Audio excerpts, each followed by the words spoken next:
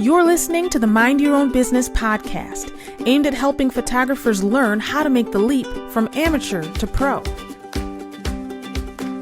Hello, and welcome to the Mind Your Own Business podcast, a joint effort brought to you by Photofocus and Skip Cohen University. This is Shamir Young, and I'm joined by my co-host and conductor of creativity, Skip Cohen. Oh my God. Conductor. Have I used that one creativity. Before? It sounded familiar, but I really, really like it. So if I've used it before, oh well. Well, I don't think you've used it before, or if you had, the good news is that as I get older, I wouldn't remember anyway. So you're good. You're good. Win-win. You're fine. Yeah. So conductor of creativity, and that's what we're gonna have some fun today with another conductor of creativity. We're gonna hit a relatively new topic, Shamira. And in this episode of Mind Your Own Business, we're going to talk about pet photography, mostly dogs. Nicole Begley is joining us, and while there's nothing she probably can't photograph, pets, primarily dogs, are definitely her passion. She's a trainer turned photographer, but she's also a talented writer and educator. And the fun of this for me is that I first met Nicole a few years back when she was doing a workshop down here in Sarasota. And I have to tell you, it was a real privilege for Molly the Wonder Dog to be one of her models and spend half a day hanging out with Nicole and the other attendees at the workshop. Now, for those of you that haven't really thought about pet photography, in the hierarchy of why people hire photographers, and this comes out of a Kodak survey that's probably 30 years old, and I don't believe it's moved at all, the top 3 reasons people hire a professional photographer have always gone brides, babies, and pets, in that order. Now, with the pandemic, I'm betting that pets have moved up 1 or 2 notches. There aren't a lot of weddings taking place right now, and hopefully they'll all come back. But pets have become even more important in everyone's life. Now, I want to read something short from Nicole's bio page, just the last sentence, 2 sentences of her bio. Those of us that know animals realize that each and every one has a personality, and tragically, their time with us is short. My goal is to have each animal's unique personality shine through in their images for you to remember these moments for a lifetime, close quote. Now, I'm Nicole's testimonial here. Molly's no longer with me, but that doesn't change the unbelievable value of how much I cherish the memories of that day hanging out with Nicole and the other attendees in her workshop, and those photographs that I have of Molly and me. It's so important. So on that note, if I haven't screwed up technology, and I always worry about that, Nicole, this is the cue for your lips to move. Welcome to Mind Your Own Business. Why, hello. Thanks for having me. I'm honored to be here. This is great. It's a great topic. Super excited. Yeah, Nicole, like I mentioned in our pre-interview chat, I have been a fan of yours for years at this point. And it's so cool to finally have you on the show, or for me to have a chance to actually talk to you. Oh, thanks. I'm blushing. Darn, if only we did video, right? For these podcasts. And, we like to kick it off with our favorite first question. Can you tell us about your background and just how you got started on your photographic journey? Sure. Yeah. So I started off going to college thinking I would be a veterinarian, married a veterinarian, and then saw him in vet school. And I'm like, yeah, no, that seems like a lot of work. At the time, I was an animal trainer, a zoological animal trainer. So I was working at the Philadelphia Zoo, and much preferred that. So I spent actually the first 13 years of my career in working in zoos, being an animal trainer, from everything from free flight birds to seals to penguins to cats to primates. Super fun, pretty awesome, loved it. And I always enjoyed taking pictures of the animals that I worked with. I had a camera that I used P for professional because I had no idea what I was doing. But I just really enjoyed it and really loved it. And then I had gotten to the point where I was pregnant with my second child, and, the whole zoo industry is really a labor of love. The paychecks are not high. I was assistant director of animal programs at the time, and, I was looking at what my salary was and how much it was going to cost to have 2 kids in daycare. And I was like, well, what am I working for? I don't really love my job anymore because I was kind of stuck in middle management with some challenging, middle management types of situations. Love my team, love the animals, but I had kind of like lost the passion for what I was doing. So I was trying to figure out, what do I want to do? I've always felt like I had this entrepreneurial spirit, but, I thought about dog training, but then I knew I wouldn't have the patience to deal with the people that would come back next week and their dog's behaving the same, but they haven't done their homework and they're wondering why it's not working, but it's because they didn't do their homework. And then I would want to, smack them. So I'm like, all right, I don't have the patience for that. But then I was like, I do love photography. Maybe I can do that. So I started my business self-taught. I started out doing family photography and pet photography back in 2010 because I thought there's no way I can just do animals. That's crazy. So I thought I had to do families as well. And I enjoyed the families that I did. And then about 5 years into business, around 2015, I pivoted and went all pets. Wow. Wow. And the rest is history. Yes.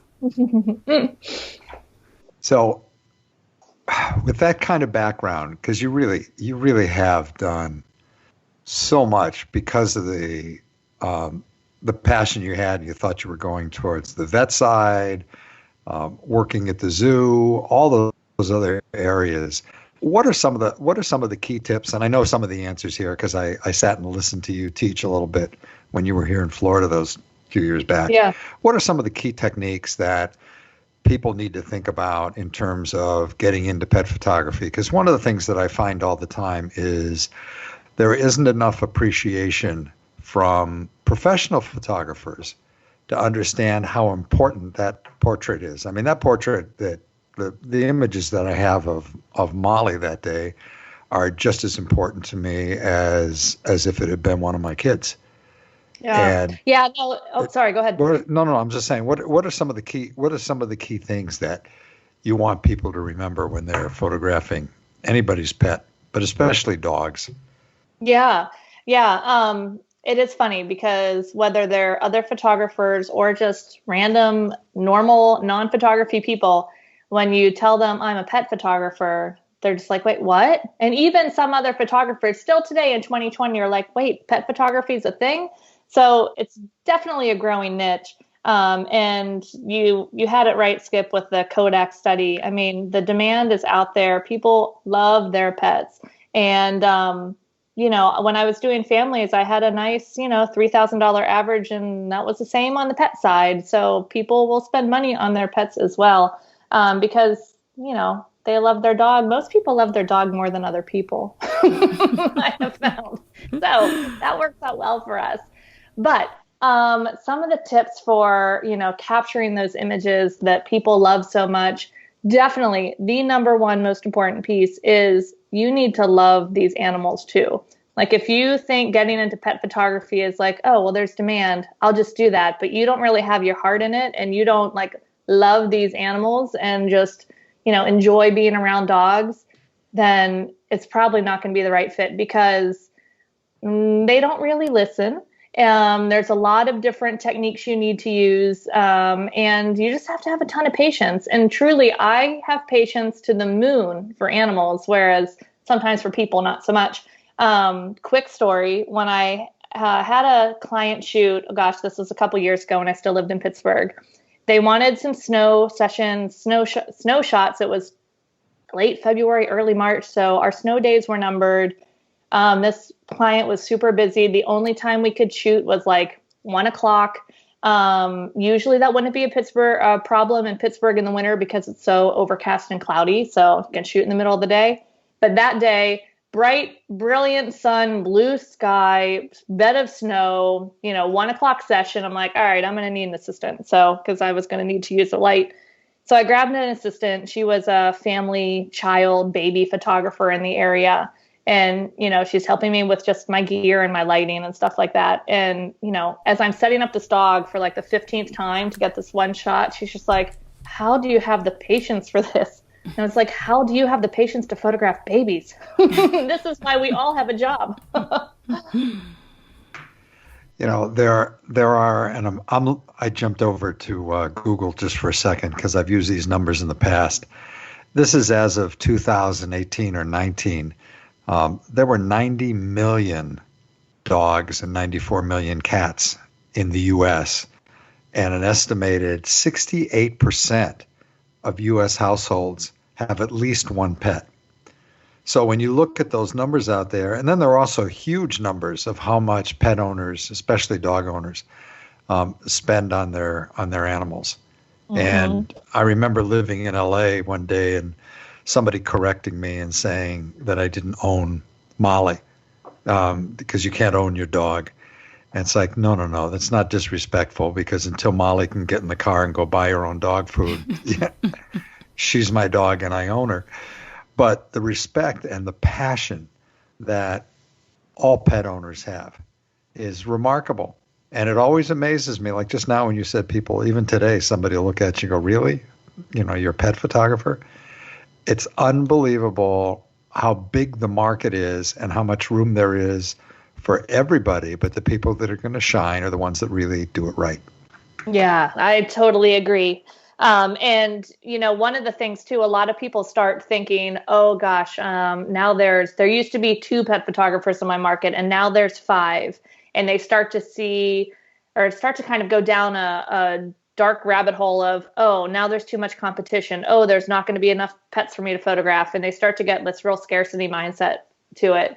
But I encourage you, if you are in this niche and you see it growing, this is actually a good thing, because as you mentioned, Skip, there are so many dogs out there.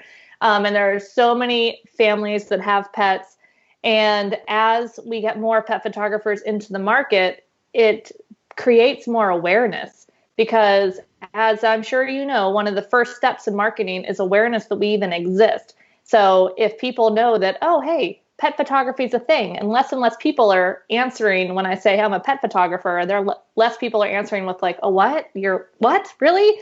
They start to know that this is a thing, and then they seek us out, and they kind of have this subconscious permission that, oh, this is an okay thing to do. Because I think a lot of potential clients sometimes are thinking, oh man, people are going to think I'm crazy because I'm going to have pictures done of my dog, where they're not. So by having more pet photographers in the market, we're giving our clients permission that, this is good. And then that just creates more and more clients for all of us. So true. So true. And Nicole, looking through your portfolio, it is amazing how natural and relaxed these dogs, all of the pets, and especially the dogs are looking in these portraits. And earlier you mentioned that dogs don't listen. Imagine that. It's so true. You have to have the patience of practically a saint to be able to do this. And so I'm curious, can you think of a story of, I guess, one of your most difficult pet portrait sessions where things were not going as expected? And I guess, how did you overcome that challenge? Yeah, perfect. Well, first, with the dogs don't listen, I do want to clarify that a little bit. They don't listen to how we speak. They don't understand like us giving them direction. Okay, now sit there. Now bring your chin up a little bit. Bring your chin towards me. We can't really pose a dog like we would pose a human model. But they do listen if you know how to speak their language. So that is one of the key things to learn if you want to start photographing dogs, or maybe you're a family photographer that wants to start, adding to your niche and start attracting families with dogs, because I feel like there is this giant hole in the market that no one really markets to the family plus dog. There's family photographers and there's dog photographers, but there's so few people that are like, I am a family photographer that keeps those pets in there. So anyway, giant hole out there for those of you guys that like families and dogs. Go start doing that. But for speaking the language, it's just knowing the natural history of dogs, knowing their body language, being aware of, when they start to get a little uncomfortable, and knowing some basic training of how to reinforce behavior you want to see again, how to get them more comfortable with the situation, how to get the best expressions out of them and get them, excited about you and your camera and all this attention and good, yummy treats coming from you. And then you're able to create these images where the dog is relaxed, the dog's engaged, the dog's looking directly at your camera, because when you have that eye contact in the portraits is what really just pulls the owners in, pulls the other viewers in, and really creates that connection with that dog. So yeah, that was off on a little tangent, but let me come back. By the way, it was a great tangent. Yes. I agree. It's an important tangent. But yeah, a difficult client. I would say there's a couple. So, and it's through no fault of the dog. Definitely one of the more challenging types of dogs to photograph are older dogs that are maybe blind and deaf, because that takes away basically almost all of the ways that I go to get their attention. Some of the most used things or the most common thing that I use to get dogs' attention are different noises. I'll make little whining noises. Like you just practice making these noises as you're walking around and people look at you, and it's pretty fun, especially when you're in a busy city and you're laying on the ground. Can I just point something out? That's the same sound that I make when we're out of margaritas during the pandemic. It's kind of a begging, whiny sound. Yeah. I love it. All right. Sorry. The other thing that I use a lot of are hunting calls. For instance, my favorite one that almost always elicits responses is a cottontail rabbit distress call. So it's basically a call that I guess sounds like a cottontail rabbit that is hurt. I don't know how rabbits could sound like that, but anyway, the dogs find it really interesting. And there's a whole bunch of other hunting calls. You can do an app on your phone that has dog sounds or additional whining dogs or people knocking on doors or all sorts of interesting things. You can always do that if you want to go for a ride. You want to go to the car, ask their owner if there's any certain phrases that elicit responses. So things like that really help get their attention. But when they are older and don't have the hearing anymore, then often I would go to sight. So with my hands. So maybe I have a treat in my hand and I kind of jerk it up and down real quick. And they're like, oh, you're going to throw it? And their ears come forward and their mouth closes for a minute. And they just have that look of like, oh, anticipation and really excited. So again, an older dog that's blind and deaf, you can't use either of those. So for those dogs, you definitely want some super stinky treats. And then you can work a little bit closer to them. Because I like to use my 70 to 200, often at 200 pretty regularly, just because I love the compression of that lens. I love the look of that lens. So stinky treats are always helpful for that too. And then one of the other challenging types of dogs to photograph, which are some of my favorite. I love sight hounds, greyhounds, and dogs like that. They're just so beautiful and regal and elegant. But you have their attention literally once for a new noise, and then they're just like not interested at all. Even if you go on to a new noise, they're just like, nope, I gave you one piece of attention to one noise and that's it, because their natural history is so tuned into sight. So you have to throw things in the air, have somebody run behind you, and just really, find things that they would want to watch to get those ears up as opposed to listen to. Nicole, I love that you gave a demonstration here on the podcast of one of your noises. That was the coolest moment. Oh, so photographers out there, feel free to use that. Oh, that's so cool. By the way, and the screeching rabbit is a god-awful sound when you hear it live and then realize that your dog has a rabbit by the hind legs that's stuck in the fenced-in area that she plays in. Oh, no. So, and that's coming from first experience as Sheila and I ran around like crazy, like, what do we do? I don't know what to do. Like, get the dog off the rabbit. And the rabbit tried to get through a hole in the fence that was half its size and almost made it if Lucy hadn't gotten her by the back legs. So they make an awful screaming sound. Poor bunny. I understand. Yeah. My dog's a terrier mix, so she hunts everything. She has a kill list of multiple chipmunks, birds, blue-tailed lizards, like all sorts of stuff. I'm like, stop. Oh my goodness. She can't help it. Like, that's what I'm bred to do. Right. Hunt small things. Lucy is the hunter of geckos, although I guess they're not really geckos. Some kind of little lizard we've got here in Florida everywhere. Yeah, and and she catches them. The only problem is that every now and then we found that she's eaten one and she's got an upset stomach. And it's like, no, come on. Hey, talk a little bit about, there's that line that I've heard from so many portrait photographers over the years about the eyes are the gateway to the soul. And we've all heard that line so many times. One of the things that I noticed that so many photographers miss, me included sometimes, and for me, remember everybody, I don't make a living as a professional photographer, but catch light in the eyes is so important. And every now and then on my grab shots, I just forget about it and I miss it. And those eyes are so important. Are there any other tricks you've used, or is it we go back to what you just suggested already of getting the dog to look in the direction you want to pick up that extra light? Yeah, well, definitely it's getting the dog to look right at the camera. And sometimes that might be having a treat in your right hand, especially if I'm working a little bit closer to the dog, where I'm holding my camera with my left hand, and then on my right hand I have a treat, and I kind of bring it like right by their face so they can kind of sniff it if they need to, and then up towards my camera, and it's right on top of my lens.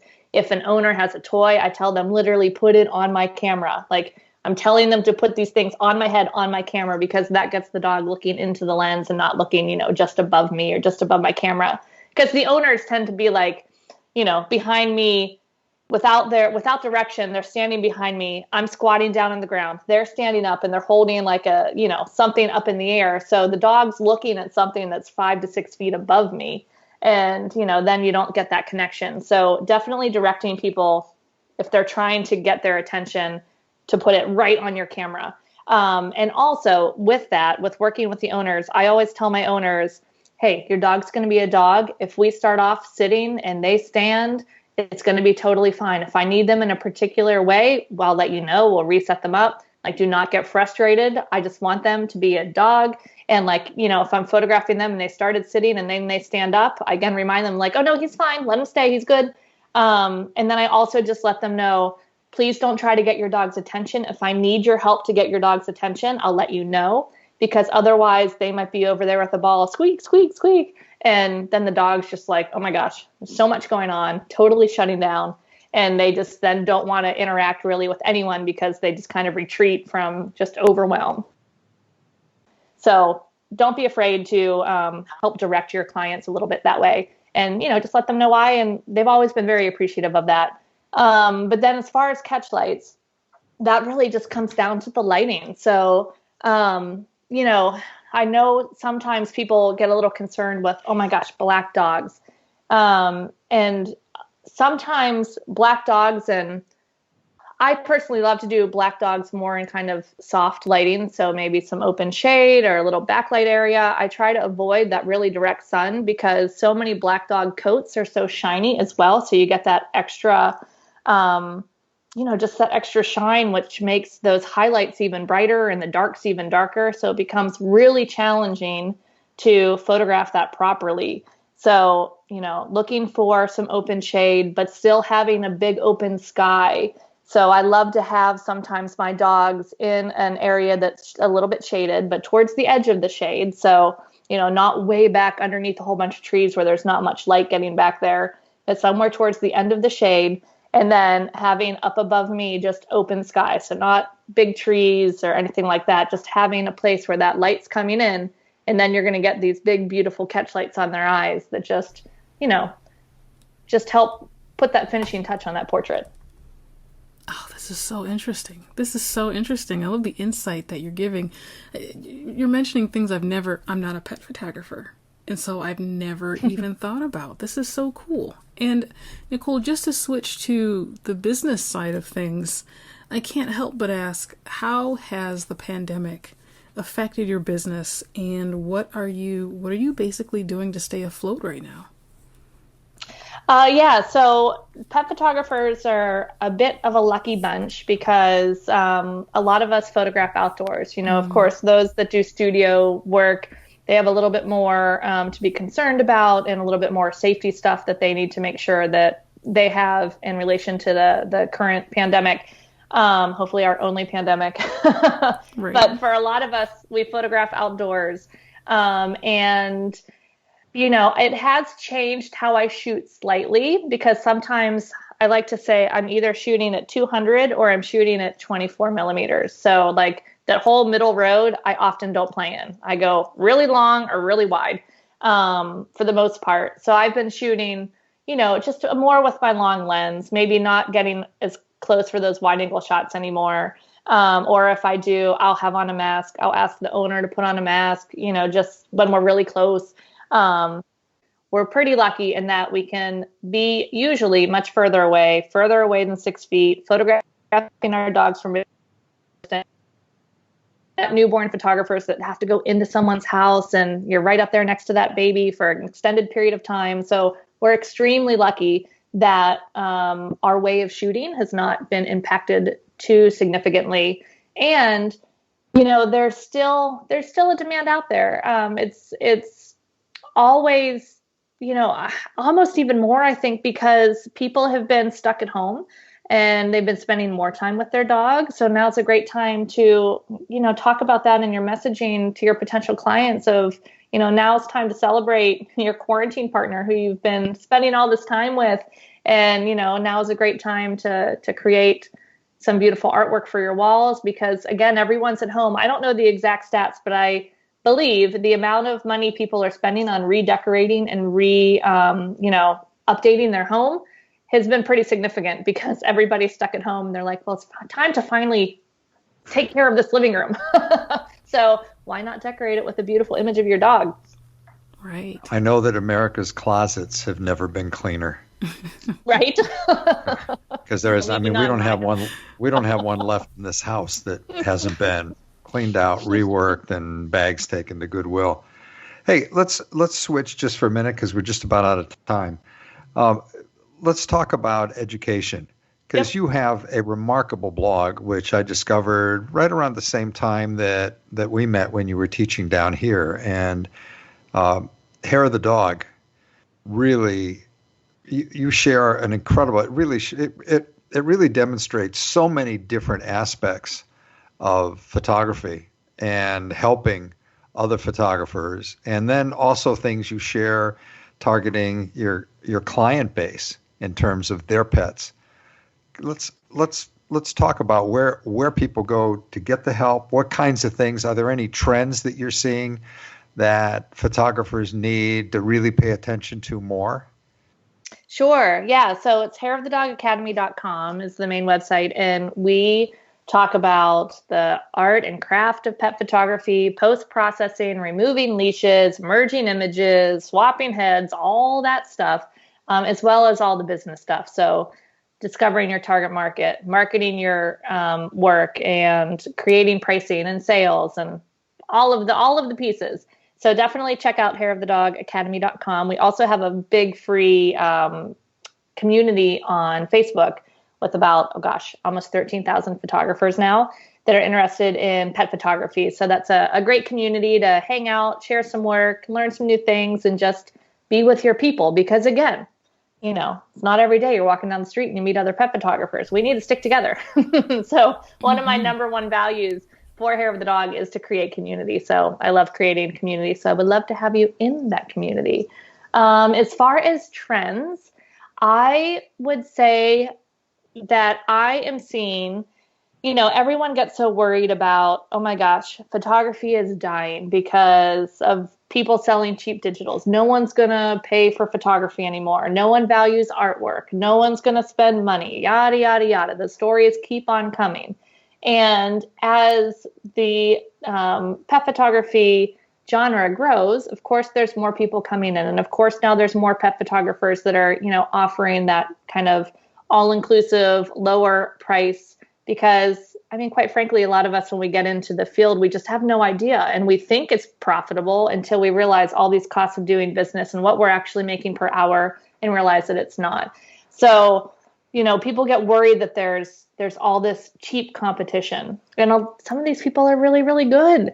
But I see in the pet photography industry now the same thing that I was seeing in the family photography industry about 5 years ago, where I was getting a lot of clients that were coming to me ready to invest, multiple four figures into beautiful artwork and an experience and, just getting a finished product.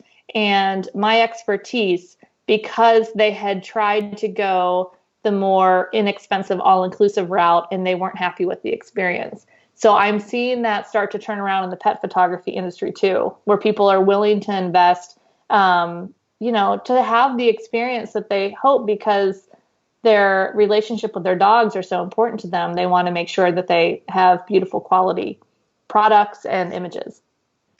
There's a great line by Tim Walden, who is one of the leading portrait photographers in the country and does some beautiful work. Tim and Beverly Walden out of Kentucky. And Tim has talked on several podcasts and in blog posts, and they also have a mentoring program. He's talked about the importance of making your sitting with the client an experience, that it's not just about the finished product, but about the experience they have with you. And I think that applies in the same way to pet portraiture. And if you just look at that pet and the value of that portrait to the client, now you've got the same issue again, where you have to recognize how valuable that is. Otherwise, they wouldn't be coming to you in the first place. Yes. Yep. And part of that experience, again, comes back to really loving these animals and loving what you're doing, because someone that loves their dog can tell people that, are tolerating their dog and people that really love their dog. So if you're their pet photographer, you better really love their dog. So that's definitely part of that experience, and comes back to that, whatever it is you're drawn to in photography, whatever subject matter that is definitely where you should learn more and focus and grow, because that passion really does translate into more profits later on, because of all these intangible pieces that, it's just going to bring you more success when you're really photographing the things that you love. Well, Nicole, I love that you make the distinction between offering an amazing experience to your clients versus being the cheapest photographer. I mean, because what you're essentially saying is that you're no longer a commodity when that experience is amazing for your clients, and then the demand rises, and it's all about not being a cheap commodity, really, with pet photography, any type of photography, really. And so I just love that you highlighted that. And, this brings me to our last question, our favorite last question. What advice do you have for photographers who are just starting out right now? Oh my gosh, I love this question. I could probably go on for a whole nother hour podcast on this question, but I'll try to keep it slow. And that is definitely to seek education on not just photography. I think so many photographers, we get into this because we love the art. We love creating these beautiful images, and we love, once we start printing them, seeing them in print. And so it's really easy for us to be like, oh, okay, I'm going to focus my education on creating more beautiful artwork. But I'm going to tell you, there's some photographers out there that create stunning artwork that are not having a profitable business because they aren't choosing to focus on the business part of it as well. So if your goal involves making money in photography, it's okay if you just want to do this as a hobby, as something you're interested in and love. But if your goal involves having a business that is profitable, you definitely want to spend some time focusing on learning things about running a business, because there are some interesting little nuances when it's a photography business. So it's definitely nice to get help there. And along with that, it's also important to, start taking action, because a lot of us can get stuck in student mode and we just feel like, I have to keep learning. I don't know everything yet. Oh gosh, I need to learn more about that before I can release this to the world. Oh, I'm not ready for a client. Oh my gosh, I can't do this yet because I have to learn that. And I've got news for you. You're never going to know it all. I still go to workshops. I still learn from other photographers. I'm still learning new business strategies, testing new things. You will never be done building your business, and you'll never be done learning. So continue learning, but most of all, start taking some action. Perfect. Great advice. Wow. So cool. Awesome. And Nicole, we will make sure to include Hair of the Dog I want to make sure I get this right. It's hairofthedogacademy.com, correct? Yes, that's correct. So, there's a whole bunch of free resources on hairofthedogacademy.com. We also have a membership, which is Hair of the Dog Academy, which has, oh my gosh, so many things. We have guest instructors of some of the other leading pet photographers in the world. We have sessions that are videoed, so you can come along with me on some pet photography sessions. We have a full business course. We have a very full post-processing course of literally anything you need to know about photographing pets in Lightroom and Photoshop.